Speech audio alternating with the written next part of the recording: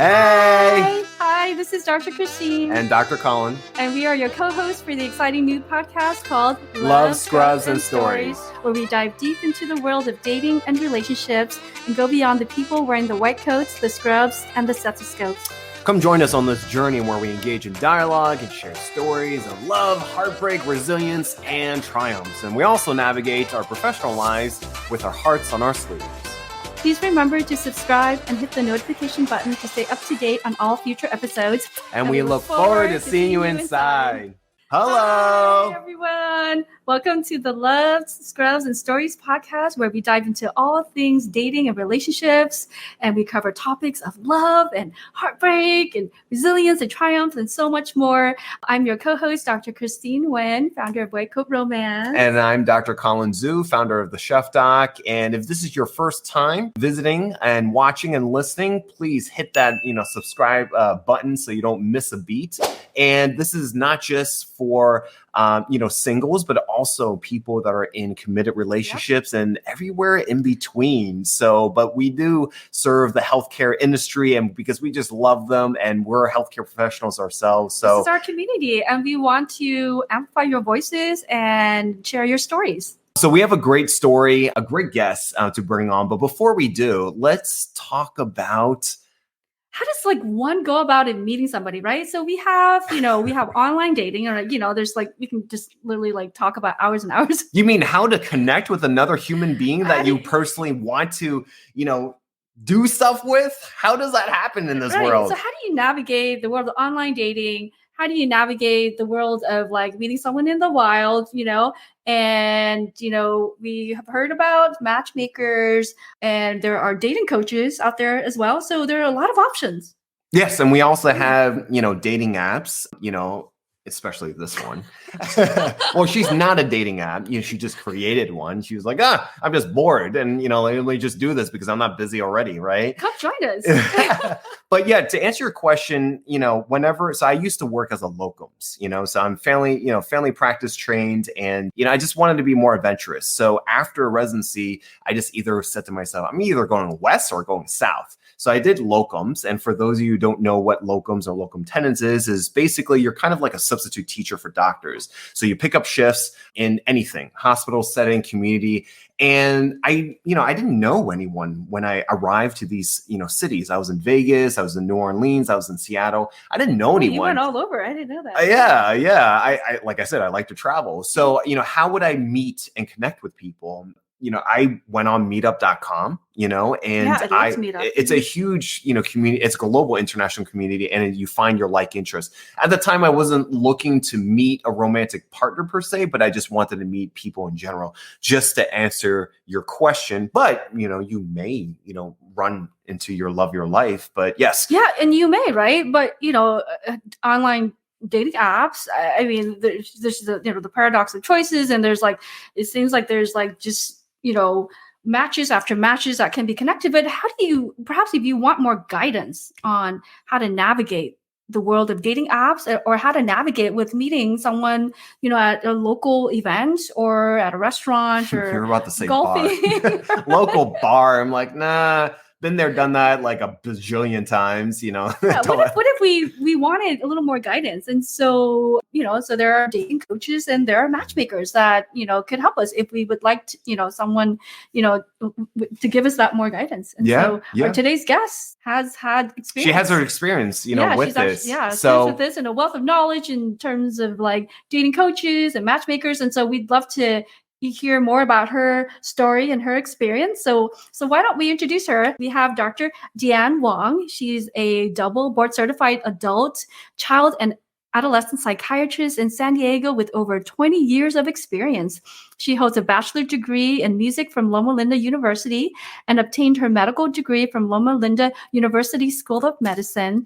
Dr. Wong completed her psychiatry residency and fellowship in Child and Adolescent Psychiatry at the University of California, San Diego, where she currently serves as a Voluntary Assistant Clinical Professor. She provides lectures and teaches adult psychiatry residents and child psychiatry fellows. Alongside her solo private practice, Dr. Wong is actively involved in the San Diego Psychiatric Society, where she has held several positions with the society, including serving as president in 2014. Since 2020, Dr. Wong has also been the medical director for the International Bipolar Foundation. In her free time, she enjoys SoulCycle, kickboxing, Top Chef, and traveling. Welcome, Dr. DeeAnn Wong, to the Love, Scrubs, and Stories podcast. Hello. Hi. Thank you for having me on.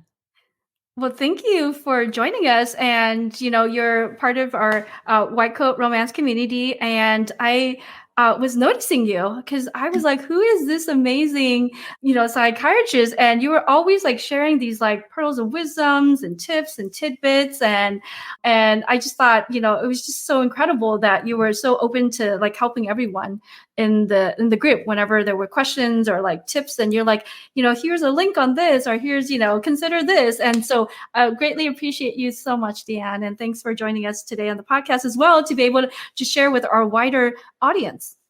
You're very welcome. Thank you for setting up the Facebook group and the group. It's been a great community to be part of. And I'm actually happy to be out there and helping people, because this is in some ways a wild, wild west. This is not high school, college, or even medical school anymore for a lot of us. So, yeah. And I think that the community is important, because like I was, saying before, it's just hard to connect. I feel like exponentially, like I was, I'm an 80s baby. So, I understood what, not having internet was. And, and then when the internet came, and then, everything that came after that, you just care so much about the in-person connection, the in-person, synergy, the vibing, the nonverbal cues, everything, right? And we're just missing that. The pandemic surely did not help with that.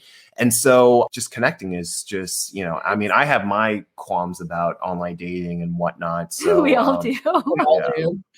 Yeah, but community is important because the support system and just helping each other out. Yeah. And then, naturally you gravitate and you become friends instead of having to like, hey, will you be my friend?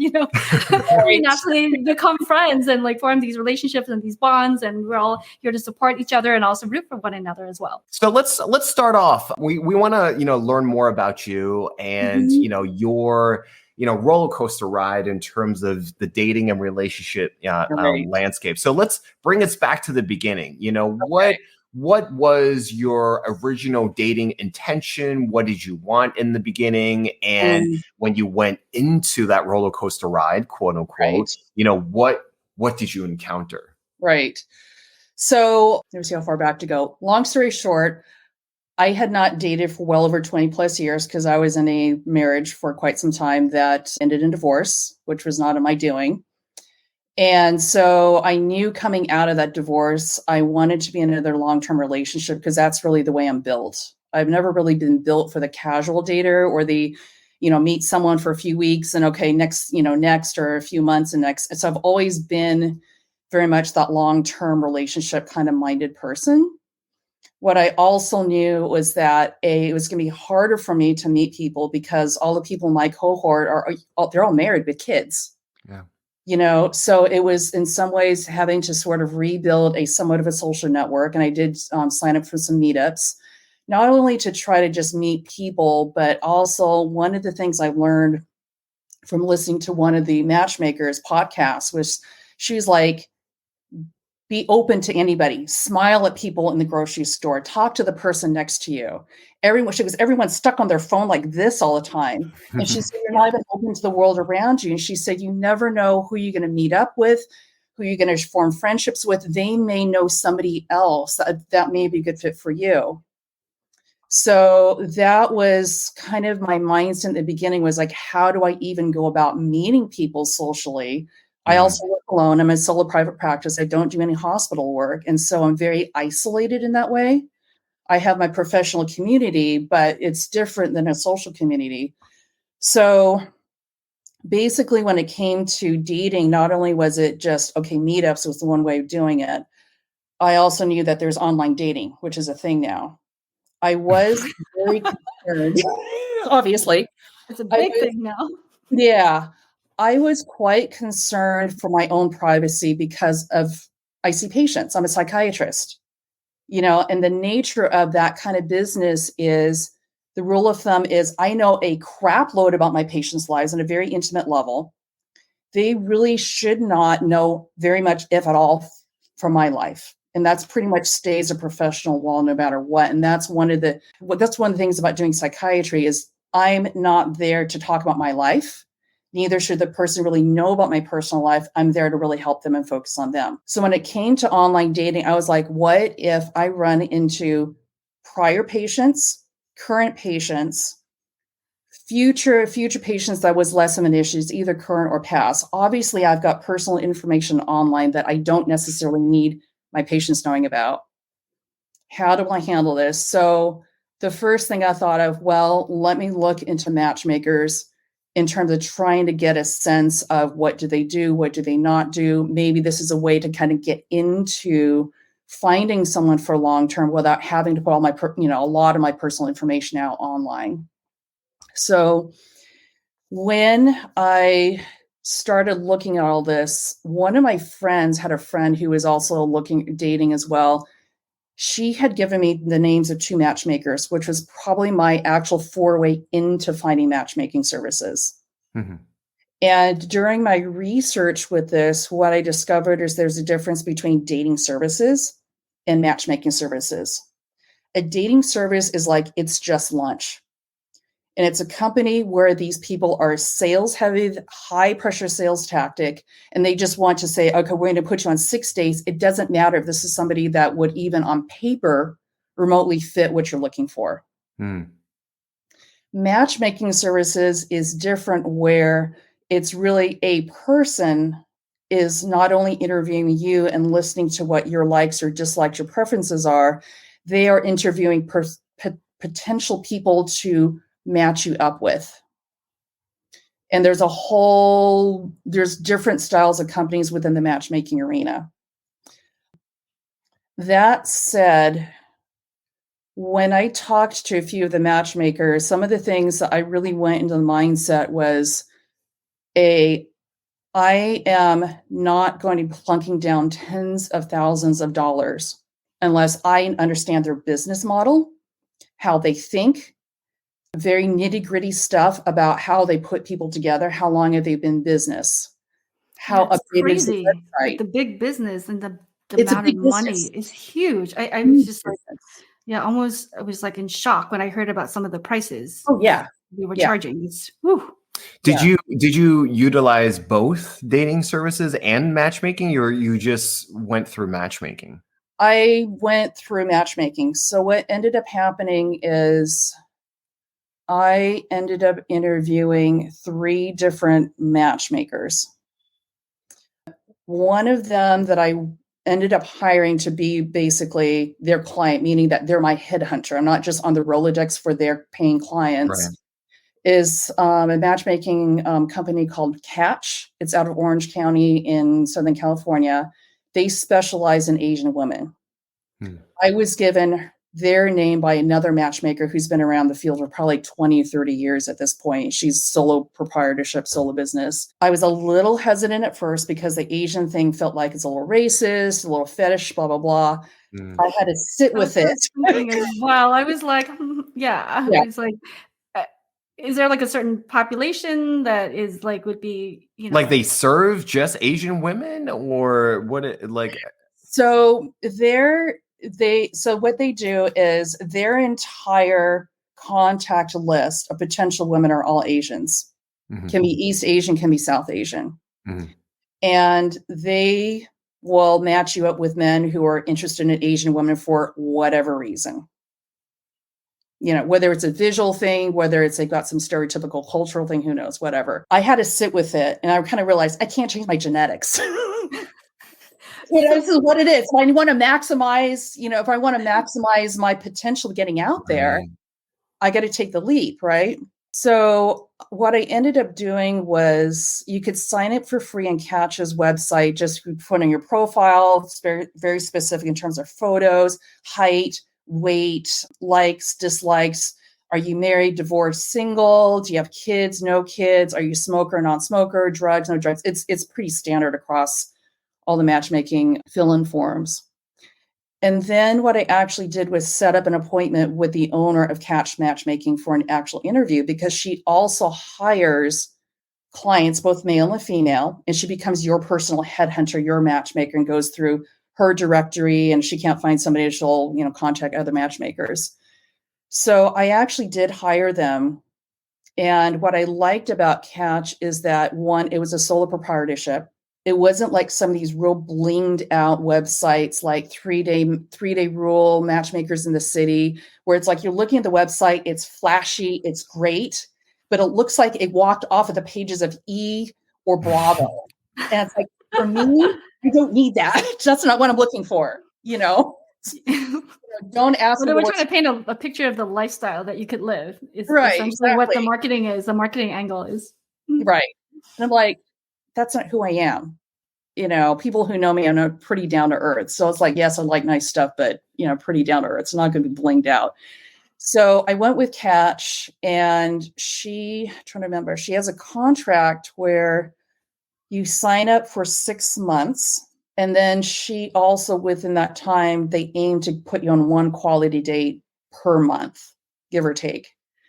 And if they didn't meet whatever their quota was after 6 months, they would automatically renew your membership at no additional charge until you'd fill up that quota of X number of dates. One of the things about the matchmakers is that they will set up the date for you. They'll set up the place, the time, they do all that kind of back end kind of stuff for you. The other thing with the matchmakers is what Catch did, and I think a lot of the concierge ones do this, is they will show your profile to the potential other client, to the potential other person.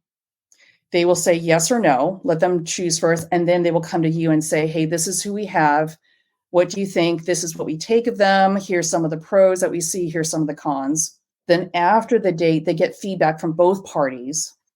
And then it's the matchmaker who actually says, yes, both of you guys are interested in meeting up again, or no, neither of you guys or one or both people are not interested in meeting again. What I've learned with the matchmakers is that it is not like online dating where you're flooded with a lot of information, a lot of profiles. It's a much slower process. And the rule of thumb is it's quality over quantity. For sure.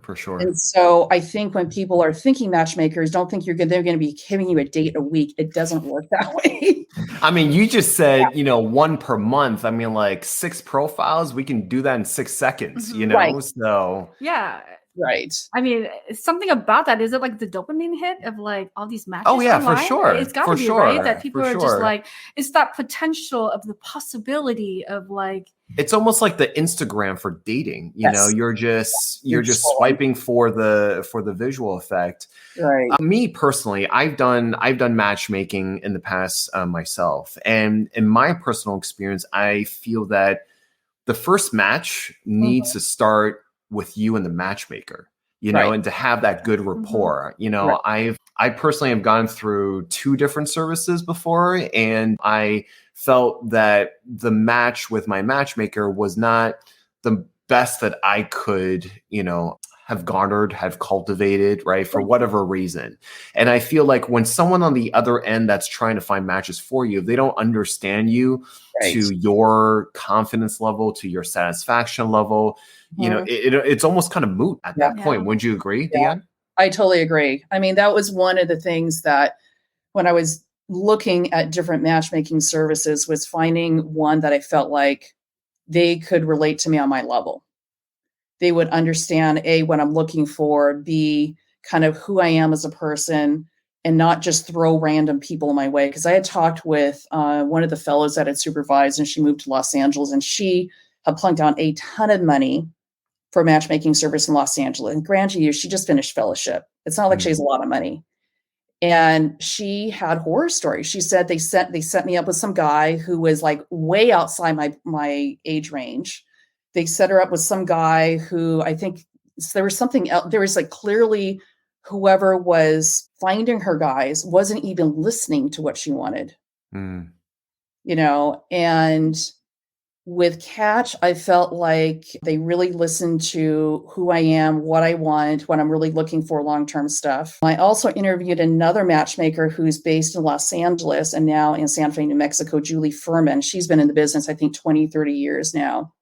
And she's the one who actually referred me to Catch as well. She actually did not take me on as a client. which says a lot about her as a person because she charges 10 grand per client. And she said, the reason why I'm not taking you is because I don't have enough men to match you in San Diego or Orange County, which I really appreciated her honesty. And this is after we talked on the phone. I actually know it was by video. What she does have is you can sign up onto her list it's a free list where if she has paid clients, she can go through her Rolodex and see, okay, do you fit their profile and vice versa?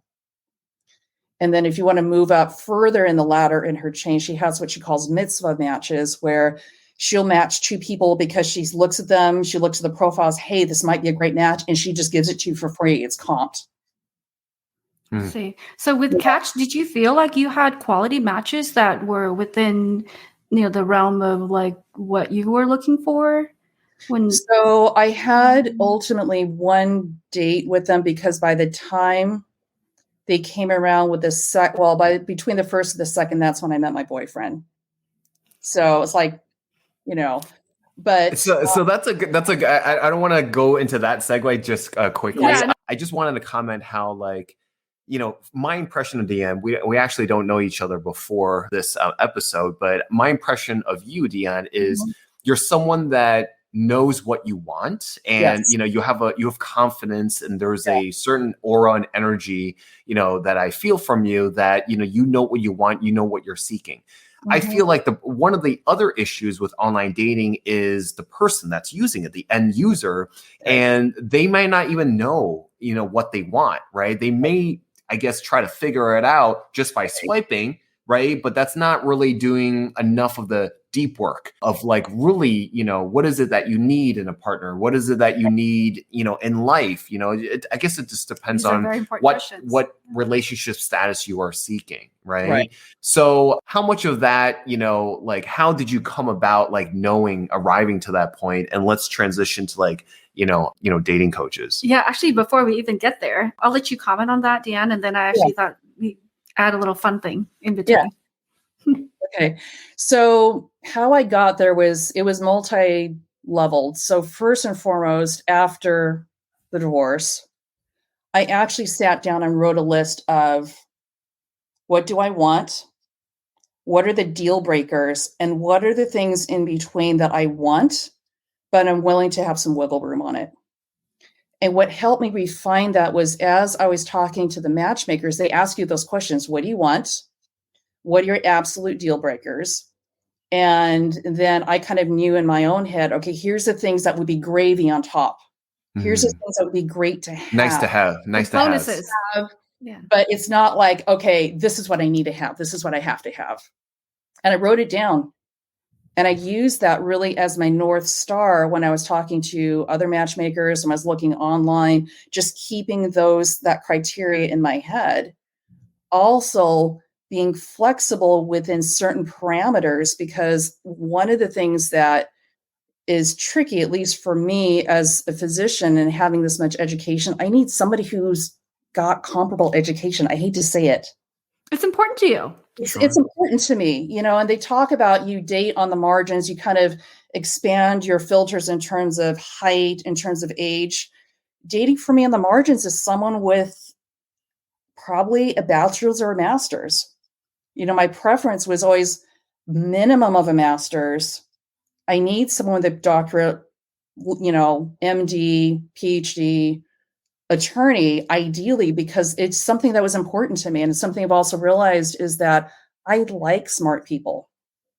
I'm not putting down people who perhaps, are not in the upper, 2% standard deviation of IQ, but that's just who I am. That's how I'm built. And that's what I need in a relationship to stay intellectually stimulated. Yeah, that's like a priority. Yeah, I think it's important to recognize the things that are important to us. Okay, so you go on this date that Catch set you up with, and perhaps other dates on your own as well. Did you use any medical pickup line on them, or did you, or perhaps if you had the opportunity, what would you say? What if you had to lay out a medical pickup line? Share with us something. We thought it'd be fun to ask all of our guests to do that on the podcast. Your couch or mine? I love it. I'm Joe Axe. It's not even. I Yeah, love it. yeah, I love it. Yeah, look at that. She's I a love it. psychiatrist, and she's like, all right. I love it. That's yeah, that's cute. The Love, Scrubs, and Stories podcast is a collaboration and co-production between the Chef Doc and White Coat Romance. The Chef Doc is a wellness platform that offers innovative approaches to thriving and offers a self-empowerment book, podcast series, on-demand masterclass series, as well as a brand new app. The app provides self-guided education such as food as medicine, self-care, and resilience. Coaching services are also available, whether you prefer one-on-one or group type settings. Please go now to your app store as well as Apple as Google Play to download for free.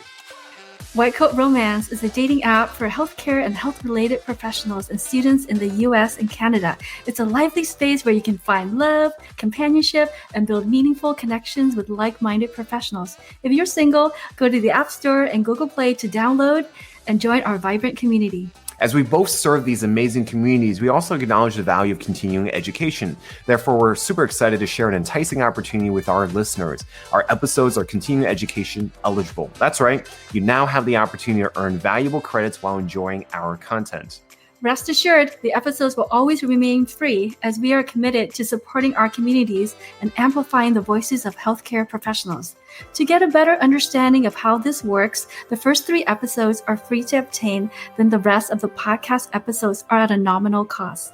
So you might be asking who can earn credits? Well, physicians, nurses, nurse practitioners, physicians associates, pharmacists, dentists, as well as dietitians and dietetic technicians.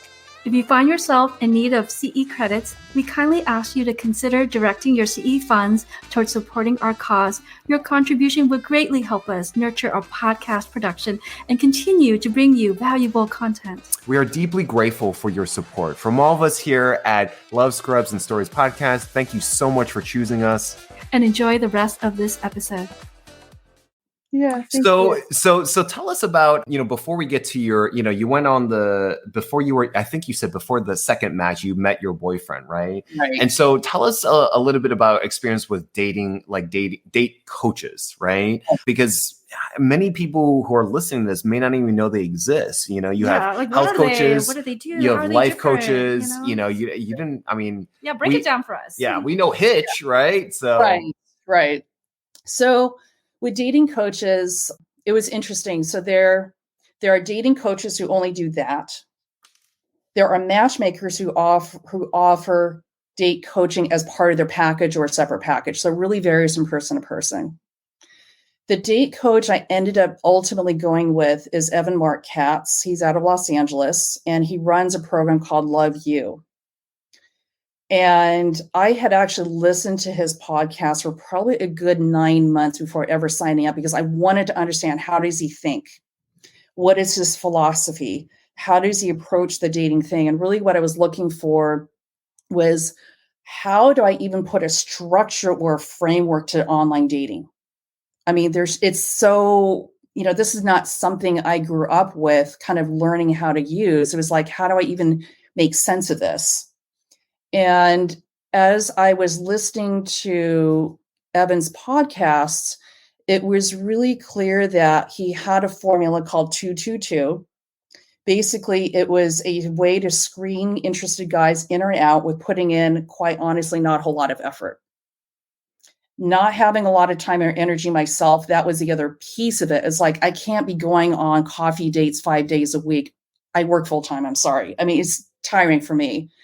So I listened to Evan for quite some time, and the way he markets his program is, and it's actually smart marketing, the dating coach for the smart, successful woman who has everything but their guy. So he has 2 different programs he offers. He has one of them, which is called Love You Live, which includes a 2-hour live group coaching with other members who are part of this 1-year relationship and date coaching program. You get access into the private Facebook group where you can get 24/7 support from current and previous Love You graduates. He also has a 6-month program online, which is built into the program, where each week you do like maybe about 30 minutes of short videos and homework. And it sounds like a lot, but the way he's really thought through it is very, very well thought of and very smart, because he starts with the basics, like, you need to have confidence going into this dating thing. It's it can be really a drag and be very, very, disheartening at times. And you're going like this with a whole roller coaster. Here's, how think about confidence. What are some things perhaps in your past that might have limited this? How can you flip things around going forward? He has another module on getting prepared to date online. And the whole thing that I kind of put together after a while is your profile on those dating apps is your marketing tool. So you got to have good photos. You want to have a catchy way of grabbing the reader that it stands up from everyone else's profiles. What are things you don't put in your profiles, which tend to be kind of push people away? And then the next module he had was, okay, how do you go about dating online? How do you filter people in? How do people out? How do you not get into the trap of, well, I don't like how this person looks on the profile because they're only 5'9". You don't narrow at the beginning. You narrow. It's called funneling in his program. It's like you keep it wide. You cast your net wide, and then people will start eliminating themselves in or out depending on the effort that's put in. So with Evan's program, probably the things I found the most useful was really the 2-hour group coaching, because there's up to like 30 women. Most of them were in the US, but some were like Australia, England, South Africa. And we would just be peppering questions to Evan during the 2-hour Zoom call.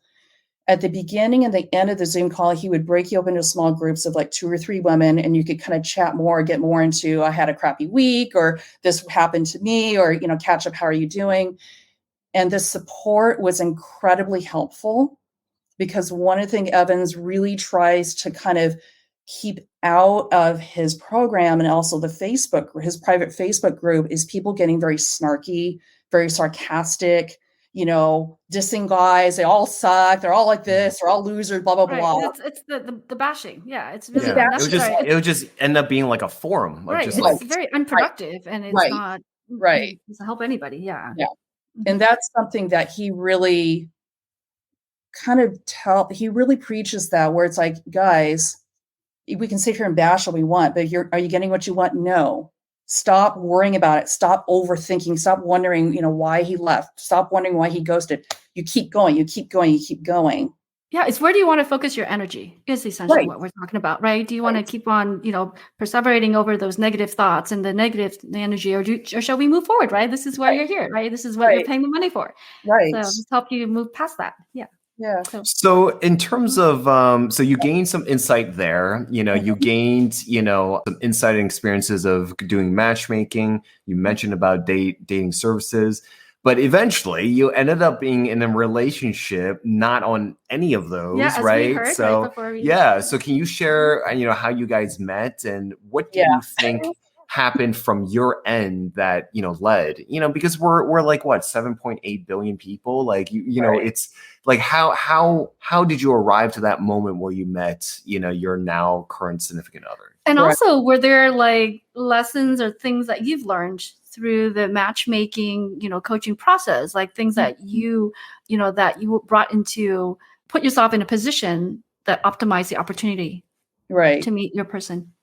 So I think the things that I learned with the matchmakers and with the whole date coaching thing was, you need to be open to any experience. Whether it's you're meeting someone, you're trying to start a romantic relationship, you're open to saying hi to someone at the grocery store, striking a conversation with someone, who's sitting next to you. So for example, when I was getting my COVID booster, I was in the waiting area because they want you to sit there for 20 minutes to make sure you don't pass out before you drive home.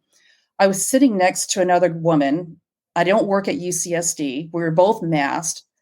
Just literally started striking up a conversation. And honestly, this is not my nature. I'm pretty introverted by nature. It was like pushing myself. Okay, let's strike up a conversation. We've become friends out of that, of all the weirdest things. So random. Huh? It's totally random. Yeah. And so that was the experience I really tried to put forth, going, in my life outside of work was like just talking to people, meeting people, being open, and not really having an agenda of, I have to meet a guy, kind of a thing. Mm. So the Pakistan thing was kind of, the way it happened was one of my friends knew about the divorce, and she said, hey, I'm going with my boyfriend a year from now to Pakistan. We're signed up with Speakerman Tours. Do you want to come? I said, sure. What the hell? I like to travel. I mean, that's kind of what it is. It's like, what do I have to lose? It's a tour group. I'm not traveling myself. I just put my money down, get my flight, someone shuttling me around for 3 weeks. So went to Pakistan. And the ironic thing was, I remember the last date coaching call I had right before I left. I was in the small group of Evan's, Zoom call. And one of the women said, I bet you'll meet a guy in Pakistan. I said, no, I don't do green cards. Sorry. You're like, no, I don't want to do 90 Day Fiance. Yeah, exactly. So I go to Pakistan, and the group was about, maybe 15, 16 of us. And I was not expecting to meet anyone, because the tour company tends to cater to a much older group. Typically people in their 60s or 70s. These are people who retire. These are people who are very seasoned, international travelers. I was like, I'm going because I've never been. It sounds like fun. Get the hell out of Dodge. And the way that I met my boyfriend is, we were in the same tour group. And now, unbeknownst to me, he was actually kind of interested in me from the start when we first met, because we actually picked up from the airport in the same car. Oh. But he thought I was the age of his daughter. And he goes, I'm not going there. And I was like, we met. It was like, oh, he's got a PhD in pharmacology from Cambridge. He's worked in actually psychiatry, which is kind of ironic. And, it's kind of, he's friendly, he's nice. Obviously, he travels to Pakistan, I was thinking, I'm not here to meet somebody. I'm here just to have an experience and a trip. Wow, when you least expect it. Yeah. Yeah. That's when these wonderful things can happen. Yeah. And about halfway through the trip, he found out what my actual age was. You're like, I look good. I like the fact that, you were not, dead set on, okay, I'm going to enjoy this trip. Great. But also not say like, I'm going to be totally closed off, Right. Based off of what you said, you went on a whim. You're like, and F it. have conversations. You're like, F it. I'm just going to, go, just go for it and just have an adventure. And it's interesting how like, you've accumulated all these other dating experiences, maybe not so much in terms of dates, but in terms of like services. I don't know how many dates you've been on collectively during that learning period of matchmaking and et cetera, but it sounded like you gained a lot of insight and wisdom in terms of, just how those things work. And reflexively, you learned a lot more about yourself, right? Yes. So yeah. This is wonderful. Thank you. And unfortunately, I think I would, as much as we'd love to talk more about it, but for time's sake, we should probably try and wrap up. Yeah. Did you want to give us like the top 3 take-home points? Yeah, like if someone is going through the ringer themselves, like they know what they want, right? I think the first step is really understanding who you are and knowing what you want. That's number one, right? But once you're past that, how would you say, what are some takeaway points to impart on, no matter what services you go on, please do X, Y, and Z? What would you say to that person?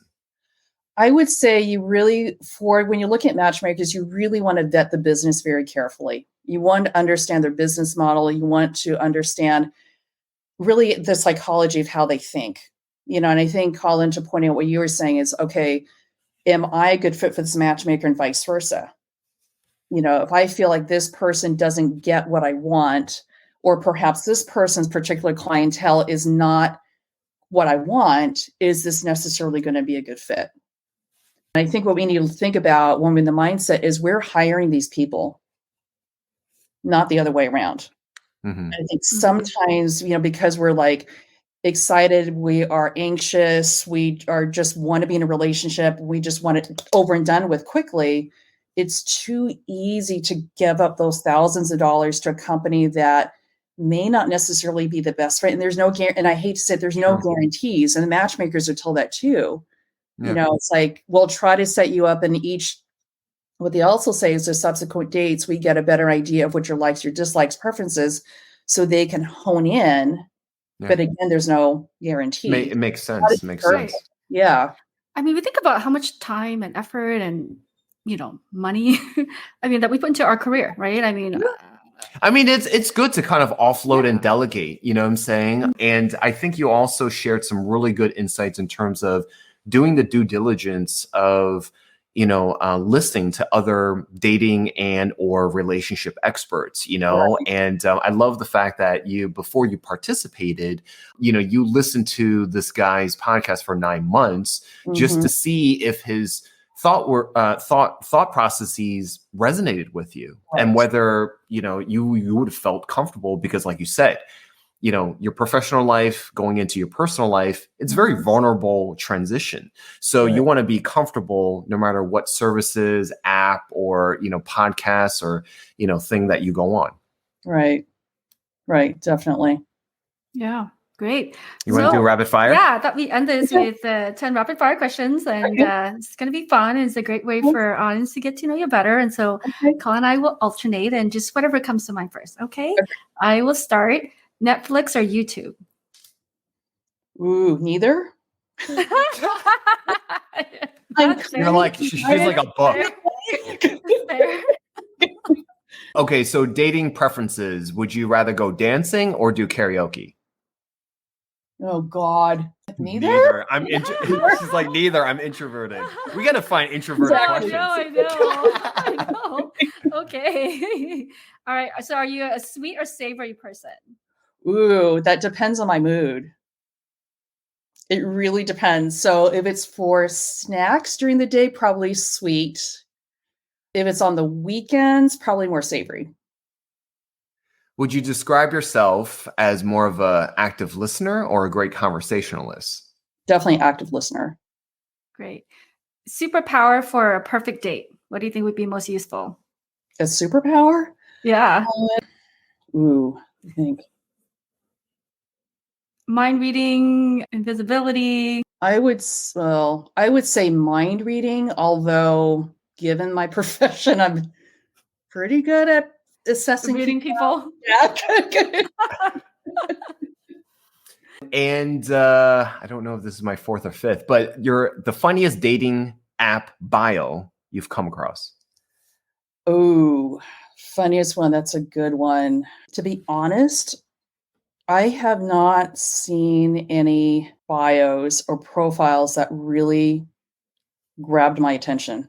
If I really sit down and think about it, it's all, there's kind of a very cookie cutter standard way that people write their bios. And that's one of the things I learned from Evan and Mark Katz. This is your marketing tool. This is your first impression. So we're not making the most out of it. Yeah. And I think a lot of people aren't probably focusing effort on that as much. Yeah. It's effort, it's creativity, it's grabbing another person's attention to stand up from the pack. Yeah. Nice. Okay. So my fourth one, favorite travel destination. Oh God. Which one? I feel like this is a tough one. It's a hard one. I would say right now it is Antarctica.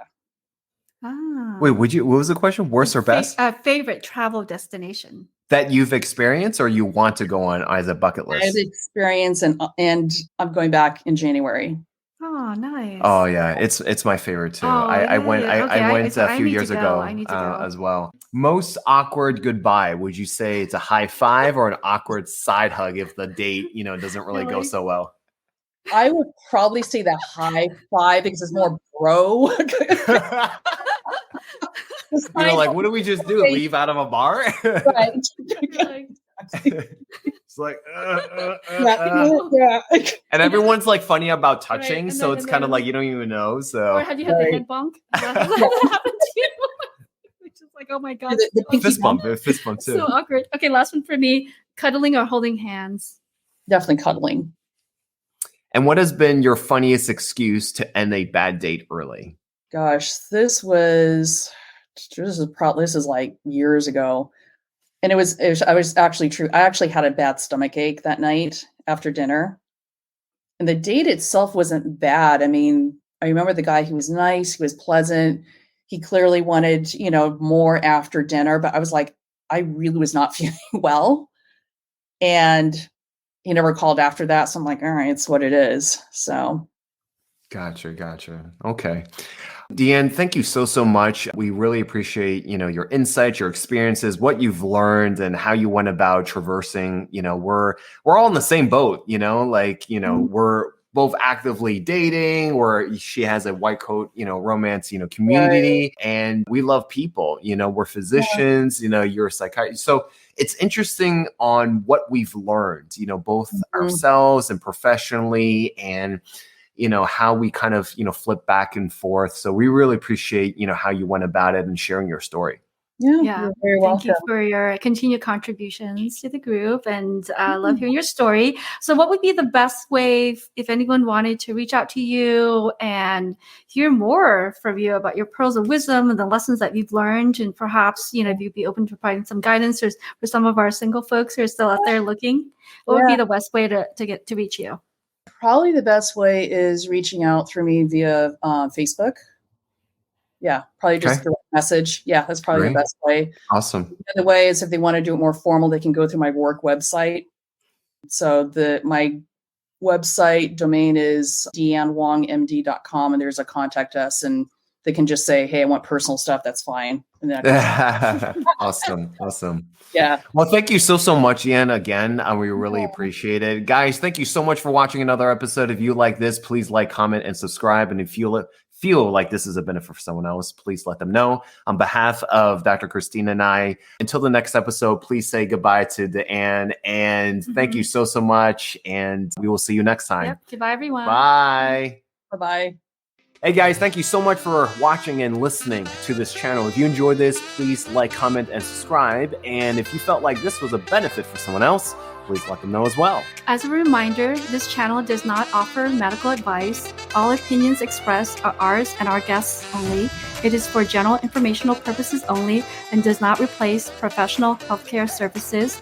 Please consult your own healthcare provider for any medical issues you may have. Until the next episode, whether you're in and out of your scrubs, please remember to love yourself and others and lead with kindness. Bye.